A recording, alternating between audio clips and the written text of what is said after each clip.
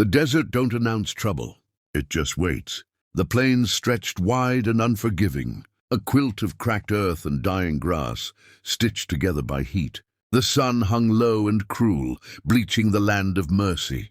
My horse Red snorted beneath me, foam gathering at his bit as we pushed west past the last honest ranch for 50 miles. The wind carried dust and silence, no birds, no insects, just the sound of leather creaking and breath being spent too fast. That should have been my warning. I was a ranch hand by trade, a drifter by necessity. Men like me didn't settle easy. We worked cattle, fixed fences, and moved on before the land or the law could claim us. I wasn't looking to be a hero that day. I was just trying to reach Dry Creek before nightfall.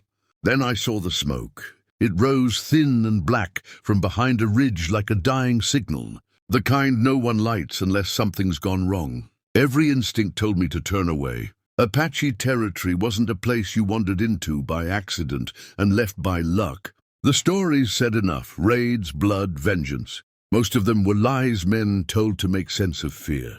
Still, I nudged Red forward. The camp lay wrecked in the hollow beyond the ridge. A wagon burned low, its wheels split and charred. 2 horses lay dead, throats cut clean. Whoever did this wasn't sloppy. They were cruel and deliberate. I slid from the saddle slow, hand near my revolver, eyes scanning the rocks. That's when I heard her. A sharp breath. Not a cry, more like pain swallowed before it could escape. I followed the sound to a stand of scrub and found her there, collapsed against a boulder. Blood darkened her side, where a bullet had torn through cloth and skin. Her hair was long and black, dust-matted but defiant, and her eyes dark as storm. Clouds locked onto mine with a fury that could have killed me where I stood. She raised a knife. "Easy," I said, lifting my hands. "I ain't here to finish what they started." She didn't lower the blade. Her breathing was shallow, uneven. She was Apache, no mistaking it now. The way she held herself, even wounded, carried pride sharper than steel. I could have walked away. That truth sat heavy on me as I knelt and tore a strip from my shirt. Helping her meant trouble, tribal trouble, outlaw trouble, the kind that followed you into the ground. But leaving her there felt like signing my name to her death. So I did the wrong thing. I bandaged the wound as best I could, working fast while she watched me like a hawk. She never screamed, never begged. When I finished, she shoved me back with what strength she had left and tried to stand. Her legs betrayed her. I caught her before she hit the dirt. That's when everything changed. She stared up at me, something unreadable flickering behind her eyes. Then she spoke. Soft, firm, final. "You will not leave." I laughed, uneasy. "Ma'am, I reckon I already saved your life." "That's about where my part ends." Her grip tightened on my sleeve despite the blood loss. "If you leave, they will come back. If you stay, you live." Before I could ask who they were, rifle fire cracked across the plain. Bullets kicked dust inches from my boots. I dragged her behind the rocks as riders crested the ridge. 3 of them, maybe more behind. Not Apache. These men rode hard and mean, bandanas masking their faces. Rifles leveled like they'd done this before. Outlaw scavengers? The worst kind. I fired twice, forcing them to scatter. Red screamed as a bullet tore through his flank, and the sound of it hit me harder than the gunfire. We were pinned, low on cover, lower on options. She met my eyes again, calm now, certain. "You saved me," she said. "Now you stay." The desert closed in, dust thick as fog, gun smoke burning my lungs. I realized then that saving her hadn't ended anything. It had started a war. Night fell fast, like the desert was eager to hide what it had seen. We moved under a moon thin as a knife blade, keeping low through dry washes and mesquite shadows.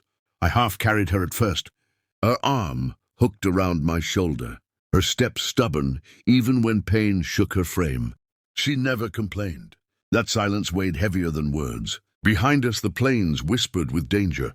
Those riders weren't done. Men like that didn't quit easy, not when they'd spilled blood and lost face. We reached a shallow canyon just before dawn. The rock walls pressed close, offering cover and a choke point if we had to fight. I set her down near a trickle of water that barely deserved the name creek. As I knelt to refill my canteen, I felt her eyes on me again, measuring, judging. "You could still leave," I said without looking at her. She shook her head. "You are marked now. By them, by us." That word, us, settled in my chest like a stone. I cleaned her wound as best I could in the grey light. The bullet had passed clean, but infection was a threat worse than lead out here. My hands were steady, though my thoughts weren't. Every choice I'd made since the smoke on the ridge had closed doors behind me. When she finally slept, I took watch. The canyon amplified every sound, the scrape of a lizard, the whisper of wind, the distant thud of hooves that might have been real or imagined. My fingers never strayed far from my revolver. I kept seeing red go down in my mind, hearing that scream. Losing a horse out here was like losing half your soul. Near midday, dust rose again, real this time. 3 riders appeared on the rim, silhouettes against the sun. They didn't rush. They circled like wolves, testing the ground, waiting for fear to make mistakes. I counted. Rounds, not enough. She woke beside me, already alert. Her gaze hardened as she took them in. "These men don't want ransom," I muttered. "They want to erase witnesses." She nodded once. Then she did something I didn't expect. She stepped into the open. I hissed her name, still didn't know it, but she raised a hand to silence me. She called out in a language I didn't understand, her voice carrying clear and strong. The riders hesitated. One laughed. Another spit into the dirt. Negotiation died fast out here. The first shot echoed sharp and final. It missed her by inches. That's when she ran, not away, but toward the rocks opposite us. The riders split, giving chase, and just like that, the canyon became a trap. I fired from cover, forcing one man down. She moved like the land itself, sure-footed, fearless, drawing them where she wanted them. When it ended, 2 men lay bleeding, and the last fled hard into the plains. Silence returned, thicker than before. She stood there, chest rising and falling, dust streaked across her face. In that moment, I saw more than survival in her eyes. I saw command, purpose, a future that didn't include letting me walk free. "You fight like someone who plans to stay," I said. She met my gaze. "You already chose." The truth of it burned. I hadn't stayed because I was forced. I stayed because leaving her felt worse.